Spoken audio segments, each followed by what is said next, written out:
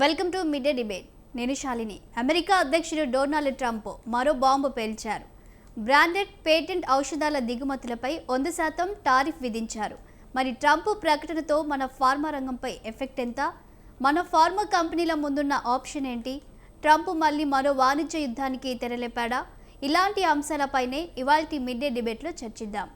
ఇక ఇవాల్టి mid day డిబేట్లో మరి జాయిన్ అయ్యారు అనలిస్ట్ మన్నెం కోటేశ్వరరావు గారు, అలాగే అనలిస్ట్ నర్రా విజయ్ కుమార్ గారు. వారితో మాట్లాడి తెలుసుకుందాం. నమస్తే అండి ఇద్దరికి. నమస్తే. నమస్కారం.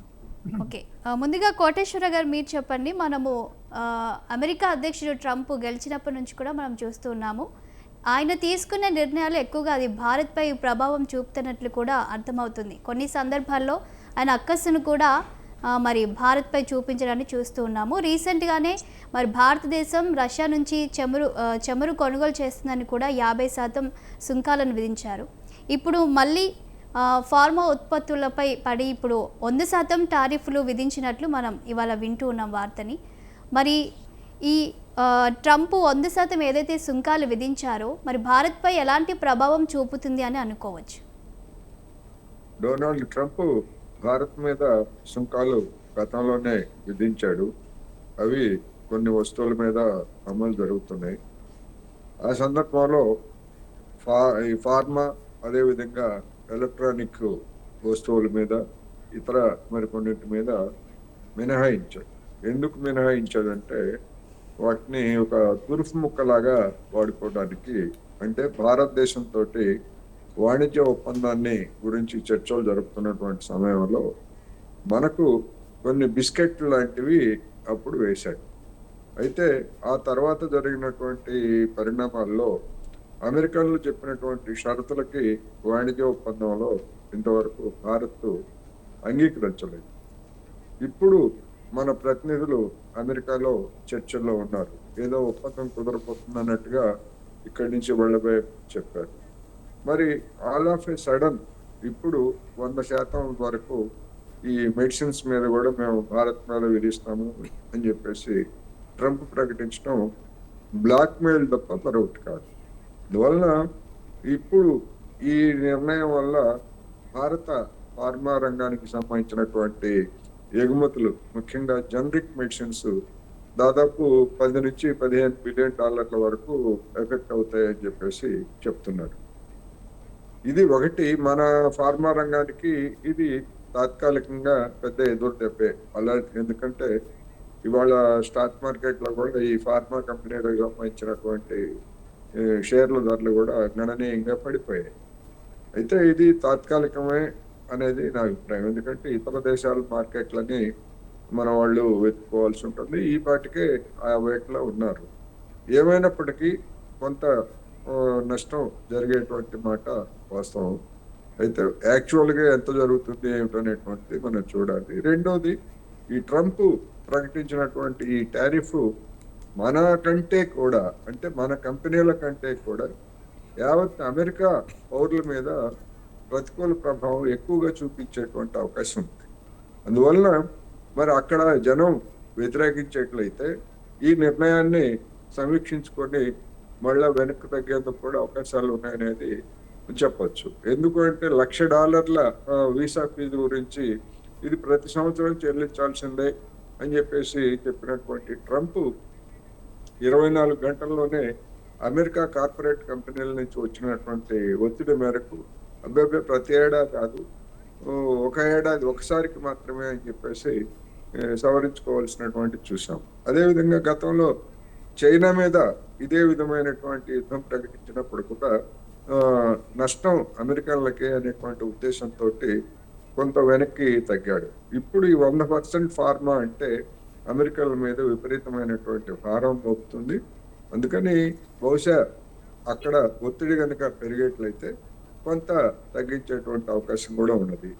ఏమైనప్పటికీ మొత్తంగా చూసినప్పుడు ఇది భారత్ను వాణిజ్య ఒప్పందం, అంటే వాళ్ళ షరతుల మీద మన మీద ఒప్పందాన్ని రుద్దేందుకు వేసినటువంటి ఒక పెద్ద బ్లాక్మెయిలింగ్ ఎత్తుగడ అనేది నేను ఈ సందర్భంగా చెప్పదలుచుకున్నాను.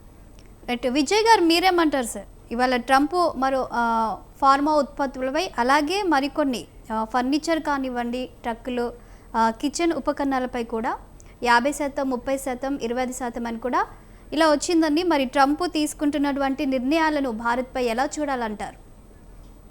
అంటే భారత్ మీద ముందు నుంచి చెప్తున్నటువంటిది ఒప్పందం చేసుకోవట్లేరు, వాణిజ్య ఒప్పందానికి సంబంధించినటువంటి అంశం చాలా కీలకంగా మారినటువంటి అంశం. దీన్ని ఇక్కడ ప్రభుత్వం గమనించలేకపోవడం కూడా భారతదేశాన్ని పట్ల అనుసరిస్తున్నట్టు విదేశాంగ విధానం అనుసరించి వివిధ దేశాలతో ఏ రకంగా వ్యవహరించాలి, ఆ వాణిజ్యానికి సంబంధించినటువంటిది నష్టం జరగకుండా అదేవిధంగా దేశానికి లాభం జరిగే విధంగా ఒక విధానాన్ని రూపొందించి అమెరికాతో చర్చలు చేసి ఉన్నట్లయితే ఈ సమస్య వచ్చి ఉండకపోయేది. వాళ్ళు ముందు నుంచి చెప్తున్నటువంటి అంశం వాణిజ్యానికి సంబంధించినటువంటిది చాలా కీలకం.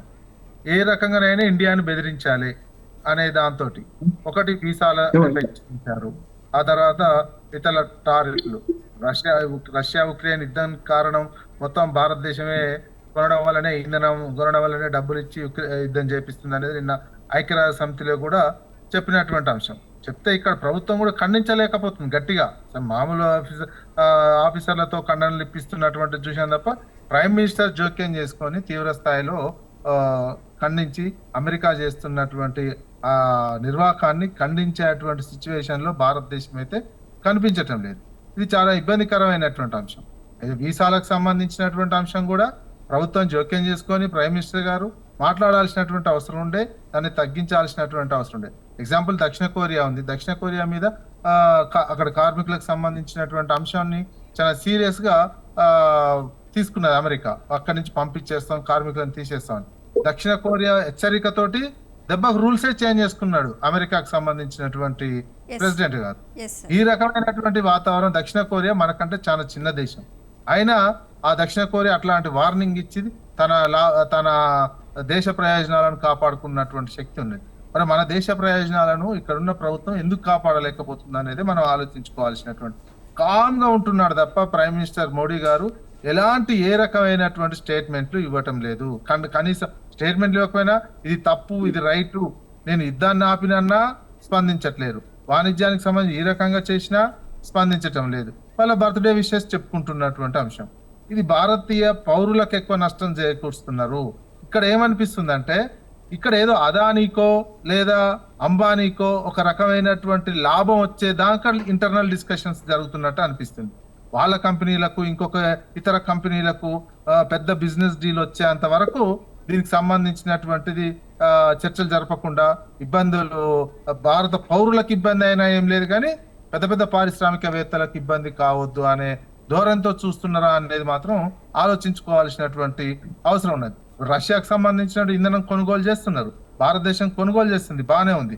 కానీ భారతదేశం కొనుగోలు చేసిన ఇంధనాన్ని ఇతర దేశాలకు అమ్మేటువంటి పవర్ మాత్రం ఓన్లీ నయారా కంపెనీకి, అదేవిధంగా రిలయన్స్ కంపెనీకి మాత్రమే ఇవ్వడం జరిగింది. ప్రభుత్వ రంగ సంస్థలకు మళ్ళా అవకాశం ఇవ్వలేదు. అంటే ఇట్లాంటి డీల్ ఏదో ఇంటర్నల్ గా జరుగుతుంది అమెరికాకు సంబంధించినటువంటి అంశంలో కూడా.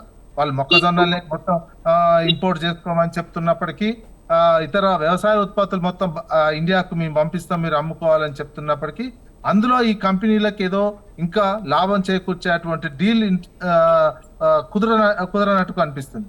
అది కుదిరే విధంగా వాళ్ళు ఒత్తిడి చేస్తున్నారు, వీళ్ళు ఇంటలేరు అనేది కనిపిస్తుంది. ఏదో దేశ పౌరుల కోసము, ఇక్కడ దేశ రైతాంగం కోసం నష్టం జరుగుతుందనే ఆలోచన కంటే కూడా ఇక్కడ ఉన్నటువంటి పెద్ద పెద్ద పారిశ్రామికవేత్తలకు, పెట్టుబడిదారులకు ఏ రకమైనటువంటి లాభం, వాళ్ళకు లాభం జరగట్లేదు చేయబట్టే డీల్ కుదురుతలేదనే అనుమానం వస్తున్నది. అక్కడనే ఒత్తిడి పెడుతున్నది. ఈ రకంగా ఇది డీల్ రాకపోతే నేను అక్కడ ఉన్నటువంటి H1B వీసాదారులను ఇబ్బంది పెడతా, అక్కడ ఉన్నటువంటి స్టూడెంట్స్ ని ఇబ్బంది పెడతా, అక్కడ ఉన్న ఫార్మాకు సంబంధించినటువంటి వాళ్ళకు ట్యాక్స్లు ఎక్కువ పెంచుతున్నాను, టారిఫ్లు పెంచేస్తున్నాం, ఈ రకమైనటువంటిది. ఈ అన్ని కూడా ఇట్లా టారిఫ్లు పెంచినా ఇంకేజ్ చేసినా అల్టిమేట్ గా అక్కడైనా ఇక్కడైనా సామాన్య ప్రజల మీదనే పడుతుంది తప్ప పెట్టుబడిదారులకు, ఫార్మా ఇండస్ట్రీస్ కంపెనీలకు వచ్చేటువంటి ఇబ్బంది, పెద్ద పెద్ద వాళ్ళకు వచ్చినటువంటి ఇబ్బంది అయితే ఏమీ ఉండదు. ఒకవేళ ఏది పెంచినా అమెరికన్ పెంచితే అమెరికాలో మందులు కొనుగోలు చేసే విషయంలో అక్కడ పౌరులకే పడుతుంది. ఇక్కడ మనకు సంబంధించినటువంటి అంశము వీళ్ళు ఇంకా లాభాలు ఎక్కువ తీసుకునే అవకాశం కూడా ఉంటది. సామాన్యులకు ఇబ్బంది. అందుకే ఈ బిజినెస్ డీల్ పెద్ద పెట్టుబడిదారుల ప్రయోజనాలు కాపాడే ఉద్దేశంతో ఈ డీల్ ఆగుతుందనే అనుమానాలు వస్తున్నాయి. అది తేలేంత వరకు ఈ రకమైనటువంటి ఇబ్బందులు, స్టేట్మెంట్లు విద్యార్థులు ముఖ్యంగా H1B వీసాదారులు కొంతమంది మధ్యతరగతి పౌరులకు, భారత పౌరులకే ఇబ్బంది అవుతుందా తప్ప ఇంకా ఎవరికి, సామాన్య భారత పౌరులకు, అది కూడా మధ్యతరగతి పౌరులకే ఇబ్బంది అయ్యేటువంటి అవకాశం ఉంది తప్ప మిగతా ఇబ్బంది అయ్యే అంశం చర్చ వరకే. ప్లస్ కాకపోతే భారతదేశ రెమిటెన్సెస్ కు చాలా ఇబ్బంది అయ్యే అవకాశం ఉంటుంది. అది పోగొట్టుకుంటుందా, అది పోయినా పర్వాలేదా అనుకుంటా అనేది ఆలోచించాల్సినటువంటి అవసరం ఉన్నది. ఈ రకమైనటువంటిది డీల్ కేవలం పెట్టుబడిదారులకు లాభం చేకూర్చడం కోసమే ఈ డీల్ ఆగుతుంది. ఎప్పుడైతే వాళ్ళకి ఏమాత్రం ₹1 లాభం వస్తుందో అప్పుడు ఈ డీల్ అంతా కుదురుతుంది. తర్వాత మిగతా వీసాల పరిస్థితి తర్వాత ఎట్లుంటుందో చూడాల్సినటువంటి అవసరం ఉంది. రైట్. అలాగే ఇక విశ్లేషకులు బండారు రామ్మోహన్ రావు గారు కూడా జాయిన్ అయ్యారు లైవ్లో, వారితో మాట్లాడదాం. నమస్తే అండి రామ్మోహన్ రావు గారు. నమస్కారం, చెప్పండి సార్, మనం చూస్తూ ఉన్నాం ఇవాళ ఫార్మా ఉత్పత్తులపై ట్రంప్ 100% సుంకాలు వేశారని, బ్రాండెడ్ అండ్ పేటెంట్ ఔషధాల దిగుమతులపై 100% మరి టారిఫ్ విధించడాన్ని ఎలా చూడాలంటారు సార్? నారాయణ గారు, మీకు అట్లాగే కోటేశ్వరరావు గారికి, విజయ్ గారికి నమస్కారం. ప్రేక్షకులు కూడా విజయ్ గారితో నెగిటివ్ ఇస్తూనే అదనంగా 2 విషయాలు చెప్తాను. ఎందుకంటే మళ్ళీ వాళ్ళకి చర్యలు తీర్చడం కాకుండా విజయ్ గారి అన్న వాటిలో వాస్తవం ఉన్నది. గతంలో కూడా మాకు petrol rate, diesel rate 110 sir కొంచెం కారు ఆపుకుంటే మంచిదేమో సార్, మనం డిస్టర్బ్ అయిపోతాం. చూడండి, ఇప్పుడు చూడండి, ఇప్పుడు కోటేశ్వరరావు గారితో మాట్లాడేస్తారు. ఒక 5 minutes లో నేను కూర్చోగలను. ఓకే అండి. కోటేశ్వరరావు గారు మీరు చెప్పండి సార్. చెప్తాను. బ్రాండెడ్ అలాగే పేటెంట్ ఔషధాలపై 100% సుంకాలు విధించారు ట్రంప్. అయితే ఇండియా నుంచి కూడా అమెరికాకు 50% వరకు వాళ్ళే దిగుమతి చేసుకుంటున్నారు ఔషధాలు. మరి ట్రంప్ విధించిన 100% ఈ టారిఫ్తో ఇప్పుడు వాళ్ళకి, అక్కడ అమెరికాలో ఉన్న వాళ్ళకే రెట్టింపు పెరిగే అవకాశం ఉన్న నేపథ్యంలో మరి దీన్ని అక్కడ వాళ్ళు ఎలా తీసుకుంటారు అనుకోవచ్చు సార్? ఇప్పుడు అమెరికాలో ఉన్నటువంటి వైద్య విధానం మనకి అందరికీ తెలిసిందే. అక్కడ గవర్నమెంట్ రక్షణ కొంత ఉన్నది. అదేవిధంగా అక్కడ ఉన్నటువంటి పౌరులు కూడా దానికి భారీ మొత్తాల్లో చెల్లించాలి. ఇప్పుడు అంటే ఒక ₹100 భారతదేశం నుంచి వెళ్తున్నటువంటి జనరిక్ మెడిసిన్స్ ని కొనుగోలు చేస్తున్నటువంటి వినియోగదారులు ₹200 చెల్లించాల్సి వస్తుంది.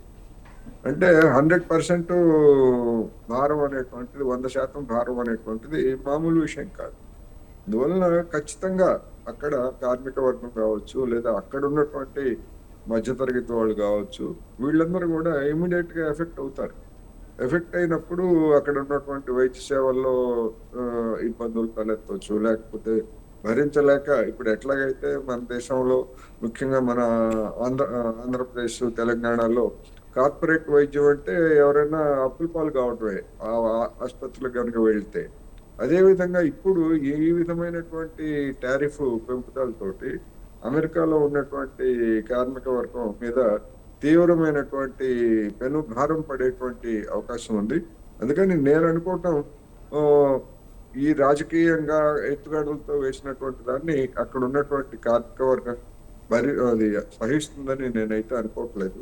ఎందుకంటే ట్రంప్ విధానాలను వ్యతిరేకిస్తూ తమ మీద భారాలు మోపటమే కాదు, తమ యొక్క సంక్షేమ పథకాలకు కూడా కోత పెట్టడాన్ని అమెరికాలో ఉన్నటువంటి కార్మిక వర్గం వ్యతిరేకిస్తూ ఈ 6 నెలల, ఇప్పుడు ఈ 9 నెలల్లోనే 2 సార్లు పెద్ద ఎత్తున ప్రదర్శనలు జరిపింది. అందువలన ఇది కనుక నిజంగానే రేపు అక్టోబర్ 1 నుంచి అమల్లోకి వచ్చేట్లయితే దీనికి వ్యతిరేకంగా కూడా పెద్ద ఎత్తున అక్కడ ఆందోళన చెలరేగేటువంటి అవకాశం ఉంది. ఎందుకంటే మిగిలినటువంటి ఇప్పుడు జ్యువెలరీ, లేకపోతే వజ్రాలు, ఇట్లాంటి వాటికి ఎవరైనా ఆపేసుకోవచ్చు, కొనుగోలు చేయడానికి వీలు లేకపోతే వాయిదా వేసుకోవచ్చు. కానీ వైద్యానికి సంబంధించి, ముఖ్యంగా ప్రాణాధారమైనటువంటి ఔషధాలకు సంబంధించి వీటిని కొనుగోలు చేయకుండా వాయిదా వేసుకోలేరు. అందుకని అనివార్యంగా గతంలో వచ్చినటువంటి వ్యతిరేకత కంటే ఇప్పుడు ఇలాంటి చర్యతోటి పెద్ద ఎత్తున ట్రంప్కు వ్యతిరేకంగా అమెరికా సమాజంలో కల్లోలం చెలరేగేటువంటి అవకాశాలు స్పష్టంగా కనిపిస్తున్నాయి. అందుకని దాన్ని గమనంలోకి తీసుకొని ట్రంప్ మళ్ళా వెనక్కి తగ్గుతాడా, లేకపోతే ఇదే విధంగా మొండిగా ముందుకెళ్తాడా అనేటువంటి చూడాలి. మనకి తెలుగులో సామెత ఉంది, ఎవరైనా మొండిగా కనుక ముందుకెళ్తే ముక్కు పగలు కొట్టుకుంటాడు అనేటువంటిది మనకు తెలిసిందే. ఇప్పుడు ట్రంప్ వైఖరి కూడా ఇట్లాంటి విషయాల్లో, ముఖ్యంగా ఔషధాలకు సంబంధించినటువంటి ప్రాణావసరమైనటువంటి విషయాల్లో ఈ విధమైనటువంటి మొరటతనంతో ఏం చెప్తున్నాడు, అక్టోబర్ 1వ తేదీలోగా మా దేశంలో ఎవరైనా కొత్తగా ఔషధ పరిశ్రమలకి శంకుస్థాపనలు చేసేవాళ్ళు కానీ, లేదా ఆల్రెడీ శంకుస్థాపనలు చేసి నిర్మాణంలో ఉన్నటువంటి వాటికి కానీ మినహాయింపులు ఉంటాయని చెప్పి చెప్తున్నాడు. అంటే 1వ తారీఖు లోపల అక్కడ అమెరికాలో ఆ, ఔషధ ఫ్యాక్టరీలు పెట్టడం, తయారు చేయడం, ఇదేమన్నా అల్లావుద్దీన్ అద్భుతీపమా? ఇదేమి కాదు కదా. ఒకవేళ అలాంటిదే ఉండేట్లయితే అదే ట్రంప్ తమ యొక్క దేశంలో ఉన్నటువంటి వాళ్ళ చేత ఫ్యాక్టరీలు పెట్టించవచ్చు, లేదా ఉత్పత్తులు ఎప్పటికప్పుడుగా చేయించవచ్చు. కానీ ఇవాళ ట్రంప్ తోటి పాకిస్తాన్ అధ్యక్షుడు షరీఫ్ భేటీ అయ్యాడు. భేటీ అయ్యి ఏం చెప్తున్నాడు, అయ్యా ట్రంప్ గారు, మీ దేశంలో ఉన్నటువంటి కంపెనీలన్నింటినీ కూడా మా దేశంలో పెట్టుబడులు పెట్టించండి అని చెప్పేసి ట్రంప్ను అడుగుతున్నాడు. ఒకవైపు ఏమో ట్రంప్ ప్రపంచంలో ఉన్నటువంటి దేశాలన్నిటి నుంచి పెట్టుబడులు పెట్టి మా దేశంలో ఉత్పత్తులు చేయాలి, మా దేశంలో వినియోగ వస్తువులు తయారు చేయాలి, మా దేశంలో ఔషధాలు తయారు చేయాలనేమో ట్రంప్ చెప్తూ ఉంటాడు. మళ్ళా అదే ట్రంప్ని మరి షరీఫ్ లాంటి వాళ్ళు మా దేశంలో వచ్చి పెట్టుబడులు పెట్టండి అని చెప్పేసి అడగటం అనేటువంటి చూస్తే పరస్పర విరుద్ధమైనటువంటి అంశాలు మనకి కనిపిస్తున్నాయి. అయితే పెడతారా లేదా అంటే ఖచ్చితంగా పెడతారు. ఎందుకంటే అమెరికాకి మనకి ఒకటేగా కనిపిస్తూ ఉంది, మీ ఇంటికి వస్తే మాకేం పెడతావు, మా ఇంటికి వస్తే మాకేం తెస్తావు అనే పద్ధతుల్లో ట్రంప్కి, అంటే అమెరికాలో ఉన్నటువంటి కార్పొరేట్లకి ఎక్కడ లాభం ఉంటే అక్కడ పెట్టుబడులు పెట్టడానికి ట్రంప్ అనుమతిస్తాడు. అదేవిధంగా అమెరికాకి లాభం కలుగుతుంది అనుకుంటే ప్రపంచంలో ఉన్నటువంటి పెట్టుబడులన్నింటినీ కూడా అమెరికాకి ఆహ్వానించడం అనేటువంటిది మనం చూస్తున్నాం. ఎటు పోయి ఎటు చూసినా కానీ అల్టిమేట్ గా అమెరికాకి లాభం కలగాలనేటువంటి ఈ విధానం ఏదైతే ఉన్నదో, ఈ విధానాన్ని ప్రపంచంలో ఉన్నటువంటి దేశాలు అన్ని అంగీకరిస్తాయని మనం అయితే అనుకోనవసరం లేదు. ప్రతిఘటన రాబోయేటువంటి రోజుల్లో మరింత పెద్ద ఎత్తున దేశాల నుంచి ప్రతిఘటన వస్తాయి. ఈ విధానాలకు వ్యతిరేకంగా అంతర్గతంగా ఉన్నటువంటి కార్మిక వర్గం నుంచి కూడా ప్రతిఘటన రావడం అనివార్యం.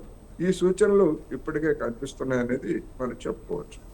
రైట్ విజయ్ గారు, మీరు చెప్పండి, మరి ట్రంప్ దేనిపైన కూడా సుంకాలు పెంచినా ఆయన ఒకటే మాట చెప్తున్నారు, జాతీయ భద్రతతో పాటు ఇతర కారణాలతో ఈ నిర్ణయం తీసుకున్నామని. అంటే ఎక్కువగా జాతీయ భద్రత దృష్ట్యా ఈ టారిఫ్లు పెంచడం జరుగుతుంది అన్నట్టు కూడా ఆయన చెప్తున్నారు. అంటే దీనిలో ఆయన ఉద్దేశం ఏంటి అనుకోవచ్చు?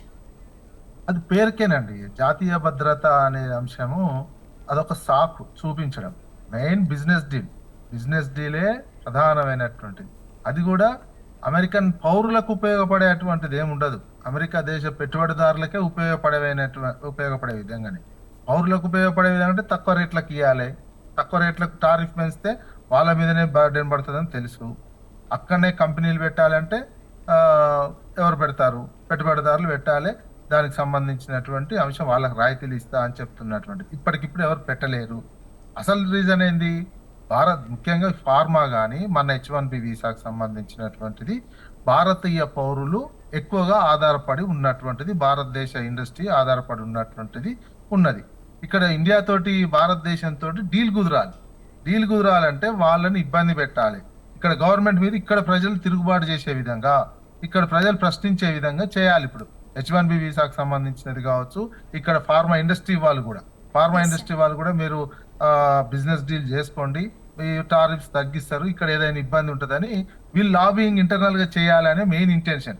దీంతో అమెరికా భద్రత, ఫార్మా రంగానికి సంబంధించినటువంటిది భద్రత అంటే వాళ్ళు ఎప్పుడో ఇంకా ముందు చూపుంటే ఒక 10 సంవత్సరాల క్రితం నుంచే ఇక్కడనే ఫార్మా ఇండస్ట్రీ పెట్టండి, ఫార్మా ఇండస్ట్రీ పెట్టినట్టయితే మేము ఈ రాయితీలు ఇస్తామని ముందున్న ప్రెసిడెంట్లే చేసేటువంటి వాళ్ళు.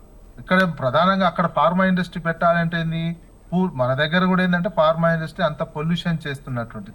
అక్కడ నామ్స్ ప్రకారం పెట్టాలంటే ఒక టాబ్లెట్ తయారు చేసి మనకి ఇస్తుంటే 10 రూపాయలు అవుతుంటే అక్కడ దాదాపు 50 రూపాయలు 100 రూపాయలు అయ్యే అవకాశం ఉంటుంది.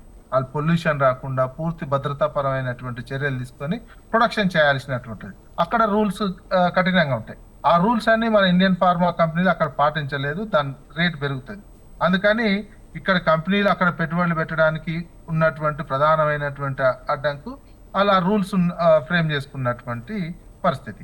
అందుకనే ఇదన్నీ తర్వాత విషయాలు. ఇవన్నీ ఏంటంటే ఇట్లాంటివి చూపించి అసలు డీలు వ్యవసాయ రంగ ఉత్పత్తులను మొత్తం డైరీ ఉత్పత్తి కావచ్చు, మొక్కజొన్న కావచ్చు, ఇతర పంటలు కావచ్చు, అమెరికాలో పండినటువంటి పంటలన్నింటినీ మేము భారతదేశానికి ఫ్రీగా అంటే ఎలాంటి ట్యాక్సెస్ లేకుండా మేము అమ్ముతాము, మాకు అమ్ముకోవడానికి పర్మిషన్ ఇవ్వండి అనేది ప్రధానమైనటువంటి డిమాండ్.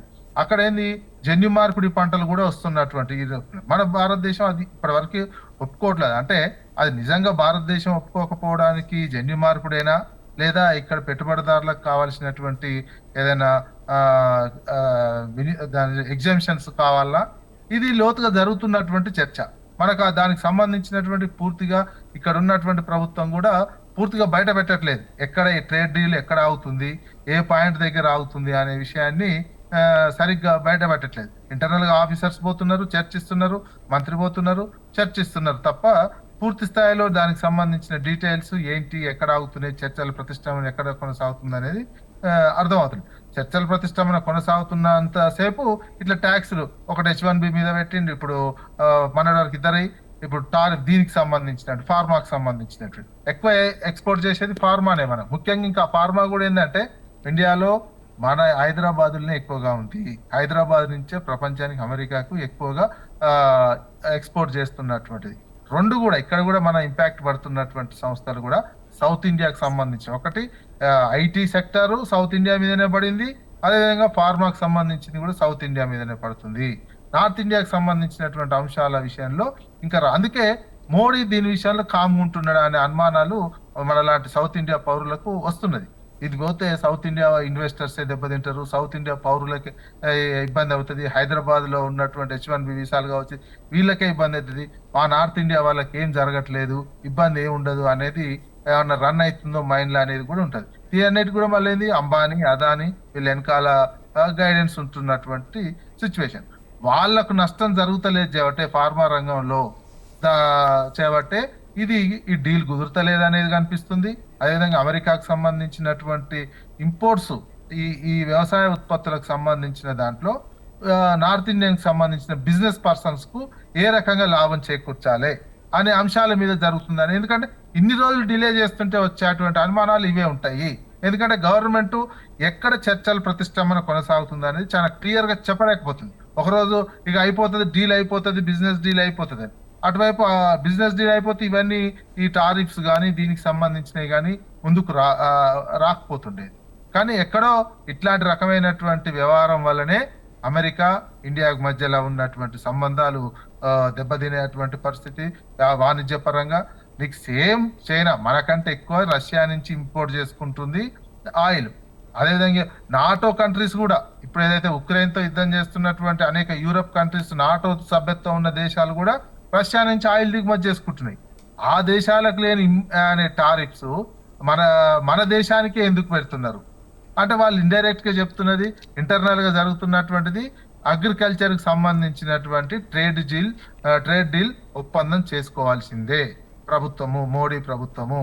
కానీ మోడీ ప్రభుత్వం చేసుకోవడానికి సిద్ధంగానే ఉందో ఏమో, కానీ చెప్తున్న వీళ్ళ బిజినెస్ పర్సన్స్ కు జరుగుతున్నటువంటి నష్టాలు ఏయో ఉన్నాయి, అవి బయటపడాల్సినటువంటి అవసరం ఉంది. ప్రభుత్వం ఇప్పటికైనా ఓపెన్ గా వచ్చి దేశ ప్రజల ముందు అమెరికా చేస్తున్నటువంటి దాన్ని ఖండిస్తూ అమెరికా పెట్టినటువంటి ప్రతిపాదనలు ఏంటియో దేశ ప్రజల ముందు ఓపెన్ గా పెట్టాల్సినటువంటి అవసరం ఉంది. ఇంటర్నల్ గా చేసుకునేటువంటి అంశం కాదు ఇది. అందుకని భారత ప్రభుత్వం ఆ రకమైనటువంటి చర్యలు తీసుకొని భారతదేశ ప్రజలకు నష్టం చేకూర్చకుండా ఏ రకంగా ఇటు బిజినెస్ విషయంలో కావచ్చు, అదేవిధంగా H1B వీసాల విషయంలో కావచ్చు, టెక్ కంపెనీలకు సంబంధించినదే కావచ్చు, ఫార్మాకు సంబంధించినదే కావచ్చు, ఇదంతా ఎఫెక్ట్ ఎవరికి జరుగుతుంది? సౌత్ ఇండియా వాళ్ళకి జరుగుతుంది. అదే రష్యా నుంచి ఆయిల్ దిగుమతి చేసుకునేది బెనిఫిట్ మొత్తం రష్యా నుంచి ఆయిల్ దిగుమతి ఈ రెండు చేసేసుకొని ఇతర దేశాలకు అమ్మడం ఆపేసినా వేరే రకమైనటువంటి అమెరికా వేరే రకంగా ఆలోచించే అవకాశం ఉంటది. అదానీ కోసం, నయారా కంపెనీల కోసం సౌత్ ఇండియానే తాకట్టు పెట్టేటువంటి పరిస్థితి, సౌత్ ఇండియా పౌరులు ఎటుపోయినా, సౌత్ ఇండియా ఇన్వెస్టర్స్ ఎటుపోయినా సంబంధం లేదు అనే విధంగా వ్యవహరిస్తుంది అనే అనుమానాలు వ్యవహరిస్తుంది అనేది అనుమానమే కాదు, అది భవిష్యత్తులో నిరూపణ కూడా అయ్యే అవకాశం ఉంది. రైట్ కోటేశ్వర గారు, మరి మనం చూస్తే ఇంకొకటి కూడా, అమెరికాలో ప్లాంట్లను నిర్మిస్తున్న విదేశీ ఔషధ తయారీ సంస్థలకు మాత్రం ఈ సుంకాలు వర్తించవని కూడా చెప్తూ ఉన్నారు సార్. అంటే ఎలా చూడాలంటారు దీన్ని? అంటే ఆల్రెడీ ఇప్పటికే అమెరికా ప్రభుత్వంతో ఒప్పందాలు కుదుర్చుకొని అక్కడ ఏర్పాటు చేసేటువంటి వాటి నుంచి, అంటే భారత్ లో ఉత్పత్తి అయినా లేదా మరొక మూడో దేశంలో ఉత్పత్తి అయినప్పటికీ ఈ కంపెనీల ఉత్పత్తుల మీద మేము టారిఫ్ విధించము అనేటువంటిది ఒక షరతు. మరి అటువంటి కంపెనీలు ఎన్ని ఉన్నాయి అనేటువంటిది ఒకటైతే, ఒకవేళ నిజంగానే అలాంటి కంపెనీలు ఏమైనా ఉండేట్లయితే అది అమెరికా తోటి ఆల్రెడీ ఒప్పందం ఉన్నది. ఇప్పుడు ఇన్ని రోజుల నుంచి లేనటువంటిది ఈ టారిఫ్ల మీద చర్చలు జరుపుతున్నప్పుడు, గత 6 నెలలుగా చర్చలు జరుపుతున్నాడు, లేదా గత 3 నెలలుగా అంత శాతం అని ఇంత శాతం అని ఈ విధమైనటువంటి చెప్తున్నటువంటి ట్రంప్ ఇప్పుడు ఆకస్మికంగా అక్టోబర్ 1వ తారీఖు గడువు ఏమిటి ఎందుకు పెట్టాడంటే, ఖచ్చితంగా అలాంటి ఒకవేళ ఎవరైనా అలాంటి ఫ్యాక్టరీలని మన దేశానికి చెందినటువంటి రెడ్డిస్ ల్యాబ్ కావచ్చు, లేదా సన్ ఫార్మా కావచ్చు, లేకపోతే ఇతరతర కంపెనీలు ఏవైనా అక్కడ ఫ్యాక్టరీలు నిర్మించవచ్చు, అది వేరే అంశం. మరి ఆ నిర్మిస్తున్న తెలుసు కూడా పలానా కంపెనీలు నిర్మిస్తున్నాయని చెప్పేసి చెప్పొచ్చు. అందుకని ఇదంతా కూడా ఏంటంటే బెదిరింపు, మన ప్రభుత్వాన్ని లేదా మన దేశం మొత్తాన్ని బెదిరించడానికి చేస్తున్నటువంటి వ్యవహారం ఇది. ఇక్కడ ఉన్నటువంటి ఫార్మా ఇండస్ట్రీకి సంబంధించినటువంటి వాళ్ళు భారతదేశం మీద, ముఖ్యంగా ప్రధానమంత్రి నరేంద్ర మోడీ మీద ఒత్తిడి తీసుకురావడానికి వేసినటువంటి ఒక మాస్టర్ ప్లాన్ లాగా ఇది కనిపిస్తా ఉంది. మరి దానికి నరేంద్ర మోడీ సర్కార్ లొంగుతుందా? లొంగటము అంటే ఇప్పుడు మన విజయ్ చెప్పినట్టు ఈ భారతదేశంలో ఉన్నటువంటి కోట్లాది మంది పాడి పరిశ్రమ రైతులు కావచ్చు, కోళ్ల పరిశ్రమ కావచ్చు, లేదా ముఖ్యంగా వ్యవసాయ రంగం మీద ఆధారపడినటువంటి కోట్లాది మంది రైతుల ప్రయోజనాలని తాకట్టు పెట్టినట్టు అవుతుంది. జన జీవితాలను కూడా అతలాకుతలం చేసేటువంటి పరిణామాలు జరిగేందుకు కూడా అవకాశం ఉంది. ఇప్పటికే అనేక ఇబ్బందులు పడుతున్నటువంటి మన దేశంలో అవి కూడా, అంటే అమెరికా నుంచి వచ్చేటువంటి చౌకగా వచ్చేటువంటి ఉత్పత్తులన్నీ కూడా మన ఇక్కడ ఉన్నటువంటి స్థానిక పరిశ్రమలని, స్థానిక బిజినెస్ ను కూడా దెబ్బతీసేటువంటి అవకాశం ఉంది అనేది మనం గుర్తించాలి. అందుకనే మన దేశంలో ఉన్నటువంటి కార్మిక సంఘాలు కావచ్చు, రైతు సంఘాలు కావచ్చు పదే పదే హెచ్చరిస్తున్నాయి. మీరు గనక అలాంటి లొంగుబాటు ఒప్పందాన్ని గనక అమెరికాతో గనక కుదుర్చుకునేట్లయితే మేము వెంటనే ఆందోళన ప్రారంభిస్తామని చెప్పేసి సంయుక్త కిసాన్ మోర్చా రైతు సంఘాలతో కూడినటువంటి ఢిల్లీలో ఏడాది పాటు ఆందోళన నిర్వహించినటువంటి సంయుక్త కిసాన్ మోర్చా ఇప్పటికే హెచ్చరికలు చేసింది. అందువల్ల ఒక వాళ్లే కాదు, ఇక్కడ పరిశ్రమలు కూడా ఎఫెక్ట్ అయ్యేటువంటి అవకాశం ఉంది. అందుకని కార్మిక వర్గం కూడా ఇక్కడ యజమానుల ప్రయోజనాలు అనేటువంటివి ప్రధానంగా ఉంటాయి. కానీ యజమానులే కాదు, ఆ యజమాన్యాల కింద పనిచేస్తున్నటువంటి ఫ్యాక్టరీలు మూసివేత గురైనా, లేకపోతే 3 షిఫ్ట్లు పనిచేసేవి ఒక షిఫ్ట్కే తగ్గినా కానీ కార్మికులకు ఉపాధి కూడా కోల్పోతారు. అందుకని ఇది మొత్తంగా పరిశ్రమలు, వాణిజ్యానికి సంబంధించినటువంటి ప్రయోజనాలతో పాటు కార్మిక వర్గం, రైతాంగ ప్రయోజనాలు కూడా ఇందులో ఇమిడి ఉన్నాయి. అందుకనే తీవ్రమైనటువంటి ప్రతిఘటన కూడా ఎదురయ్యేటువంటి అవకాశం ఉందనేది నరేంద్ర మోడీ గారు గుర్తించారు. కనుకనే అమెరికా ఒత్తిడికి ఇప్పటి వరకు లొంగలేదు. మరి ఈ తాజా చర్యలతోటి వీసా కత్తి కావచ్చు, లేకపోయేట్లయితే ఇప్పుడు ఈ ఫార్మా, రాబోయే రోజుల్లో మరికొన్ని ఎలక్ట్రానిక్స్ వాటి మీద కూడా విధించినా ఆశ్చర్యం లేదు. ఎందుకంటే వాటిని ఇంకా అట్టి పెట్టారు. ఒక్కొక్కటి వదులుతున్నాడు ట్రంప్. అన్ని అస్త్రాలని ఒకేసారి కనుక తీస్తే అది తుస్సుమనేటువంటి అవకాశం. అందుకని ఏం జరుగుతుంది ఏమిటనేటువంటిది మనం ఆసక్తి కలిగిస్తూ ఉంది, ఆందోళన కూడా కలిగిస్తుందని చెప్పుకోవచ్చు. రైట్, రామ్మోహన్ గారు మీరు చెప్పండి, మరి ట్రంప్ వేస్తున్న సుంకాలను చూస్తుంటే భారత్పై ఇండైరెక్ట్గా వాణిజ్య యుద్ధం చేస్తున్నాడు అనుకోవచ్చా? మా శాలిని ఇప్పుడు దాకా విజయ్ గారు అట్లాగే మన కోటేశ్వరరావు గారు చెప్పిన దానికి ఎక్కువ ఇస్తేనే 2 విషయాలు చెప్పదలుచుకున్నాను. అవుట్ ఆఫ్ ది బాక్స్ ఆలోచన చేస్తే ఒక మోటు సామెత ఉంటుంది, చెరువు మీద అలిగితే ఏమవుతుంది తెలుసు కదా. ట్రంప్ అదే పని చేస్తున్నాడు. ఒక రకంగా తాను ఎక్కిన కొమ్మను తాను నరుక్కుంటున్నాడు అనుకున్నాను నేను. ఎందుకంటే ఫార్మా రంగం విషయంలో ఆంక్షలు విధిస్తున్నాడంటే తనకు తానే మరణ మృతంగా రాసుకుంటుంది అమెరికా దేశం అంటున్నా. ఎట్లా చెప్తాను? ఇప్పుడు మన దగ్గర పరిశ్రమలు పెట్టడానికి, ముఖ్యంగా ఫార్మా పరిశ్రమలు పెట్టడానికి చాలా షరతులు ఉన్నా కూడా అవన్నీ ఉల్లంఘిస్తూ మనకేం విషం పోస్తూ అమృతం వాళ్ళకి పంచుతున్నాం ఇప్పటిదాకా. ఉదాహరణకు మనకు పారాసిటమాల్ గోళీ ఉందనుకోండి, ఓ రూపాయికి అక్కడ దొరికే పరిస్థితి అంటే మనం జయంగా దొరుకుతున్నాయి. మన ఫార్మాస్యూటికల్ పరిశ్రమలు ఇవాళ చెప్తున్నాను కదా, కాలుష్యం మనకి ఇస్తూ విషయాన్ని మనకు పంచుతూ మన భారతీయులకు పంచుతూ అక్కడ వాళ్ళకి మేలు చేస్తున్నారు. అమెరికా చట్టాల ప్రకారం ఒక ఫార్మా కంపెనీ పెట్టాలంటే చాలా రూల్స్ అడ్డం వస్తాయి, పెట్టడానికి వీలు లేదంటున్నాను. వాళ్ళు కనుక స్వయం సమృద్ధి సాధించాలంటే 10 ఏళ్ళు పడుతుంది అంటున్నాను. ఇప్పటికి సమస్య కాదంటున్నాను. ఎందుకంటే వాళ్ళకి తప్పు కాదు, వాళ్ళ అవసరం కనుక మన దిగుమతి చేస్తారు. మనకేదో మెహర్బానీ చేయడం లేదు వాళ్ళ విషయాన్ని. వాళ్ళు ఏం చేస్తున్నారు అంటే మన నుంచి మందులు సప్లై చేసుకుని ప్రధానంగా వాళ్ళ పర్యావరణ నిబంధనలు చాలా కఠినంగా ఉంటాయి. అమెరికాలో ఒక పరిశ్రమ, ఫార్మా పరిశ్రమ పెట్టాలంటే చాలా చాలా నిబంధనలు. అది దానికైతే వాళ్ళ ఉత్పత్తి ఖర్చు 4 ఇంతలు అవుతుంది మన దానికంటే కూడా. కనుక వాళ్ళు ఎందుకు పెడతారు? రూపాయికి వచ్చే మందులు 4 రూపాయలకు వాళ్ళే తయారు ఎందుకు చేసుకుంటారు? ఏ చౌకైతే అది చేసుకుంటారు కదా. కనుక అది పెద్ద అవరోధం. ఈ ఫార్మా రంగంలో ఆంక్షలు విధిస్తే అవి చెల్లవు కాక చెల్లవు, నెంబర్ 1. ఇంకొకటి, ఇంతకుముందు కోటేశ్వరరావు గారు అన్నట్టు ఇక్కడ పరిశ్రమలు ఎవరైనా హామీ ఇచ్చారు, హామీ ఇస్తే కూడా వెంటనే వాటికి రాత్రి రోమ్ నగరం నిర్మాణం కాలే కదా, ఇది అంతే జరగదని రెండో మాట చెప్తున్నాను. మూడో చెప్తున్నాను ఏంటంటే, వరుసగా ఆయన బాంబులు వెలుస్తున్నాడు అనుకుని తుస్సుమంటున్నాయి అంటున్నాను. వాళ్ళ వ్యవసాయ ఉత్పత్తుల అసలు సంగతి ఎక్కడుంది మా అమ్మ శాలిని? మనకు అసలు చమురు ధరను తక్కువ కొంటున్నాం, రష్యా నుంచి కొంటున్నాం అనే మాట కంటే మనం మోడీని విమర్శిద్దాం, అది వేరు. కానీ ఇవాళ దేనికి లొంగడం లేదు మోడీ గారు అంటే, స్పష్టంగా మనకు వ్యవసాయ ఉత్పత్తులను, పాల ఉత్పత్తులు, వ్యవసాయ ధాన్యాలు, ఆఖరికి మొక్కజొన్న కంకుల్ని కూడా మీరు ఒక్కటి కొనలేరా? 140 కోట్ల మంది ప్రజలు ఉన్నారు కదా అని అక్కడి విదేశీ వాణిజ్య శాఖ మంత్రులు అంటున్నారు, మనం ఎద్దేవా చేస్తున్నారు కదా.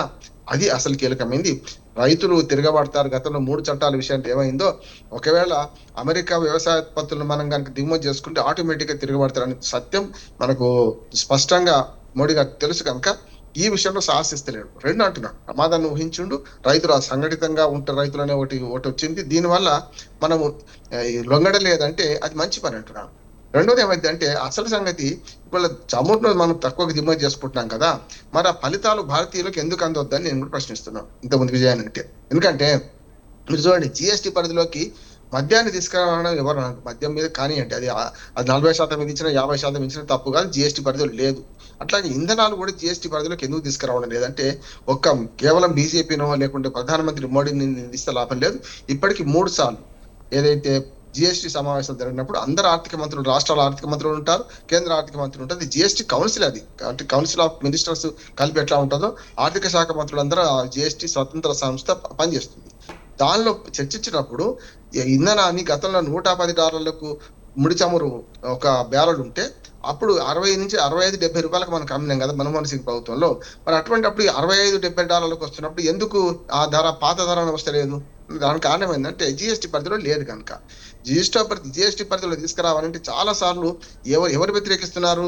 ఈ రాష్ట్ర ప్రభుత్వాలే. ఎవరైతే బీజేపీ ఇతర రాష్ట్ర ప్రభుత్వాలు పూర్తిగా వ్యతిరేకిస్తున్నారు. మా పన్నుల వసూలు ఇదొక్కటే అవకాశం ఉంది మాకు, మద్యం మీద సంపాదిస్తాం, మద్యం మీద పేదలను తాగబోసి సంపాదిస్తాం, అట్లాగే ఇంధనం మీద మాత్రం మేము అడ్డగోలు వ్యాట్ రకరకాల ఎక్సైజ్, ఆక్ట్రాయ్ ట్యాక్సులు అన్ని సంపాదిస్తామని భీష్మించుకొని కూర్చున్నాయి.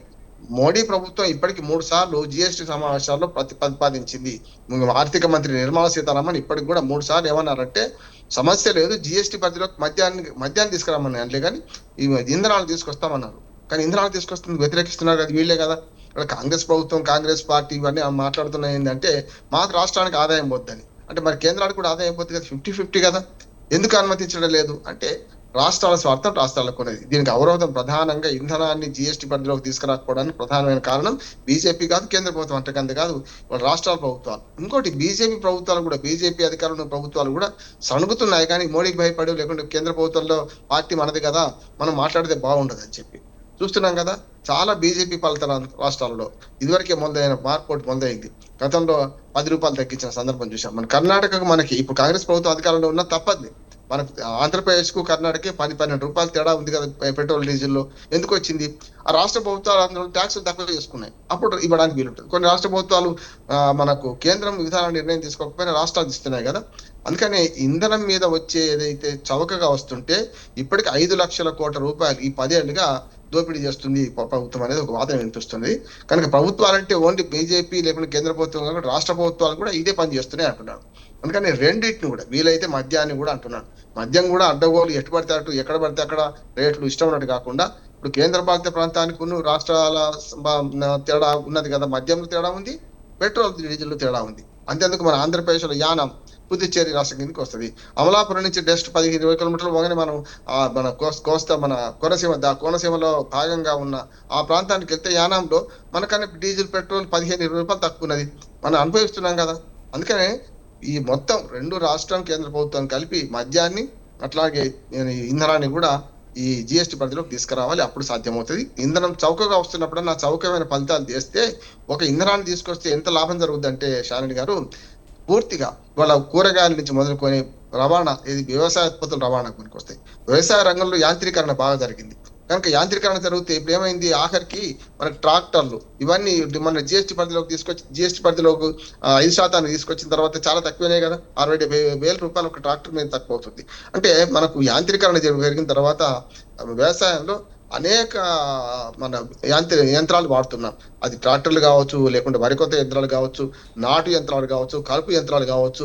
చివరికి మన పంట పండించిన పంటను కూరగాయలు అయితే మార్కెట్ తీసుకుపోవడం, అక్కడికి ఎరువులు కూడా నానో యూరియా వచ్చిన వాడతలేరు కనుక ఎరువుల బస్తాలు ఇంటికి తెచ్చుకోవడానికి కానీ ఇట్లా చూసుకుంటే ఆఖరికి కూలీల రవాణా కూడా, కూలీని ఒక ఊరి నుంచి ఇంకో ఊరు తీసుకెళ్ళేటప్పుడు కూడా రవాణా ఖర్చు రైతు మీద పడుతుంది కదా. అటువంటి అప్పుడు కూడా ఇవన్నీ కూడా మనకు ఇంధనం తక్కువ అవడం వల్ల వ్యవసాయ రంగంలో కూడా అద్భుతమైన మార్పులు వస్తాయి అంటున్నాను.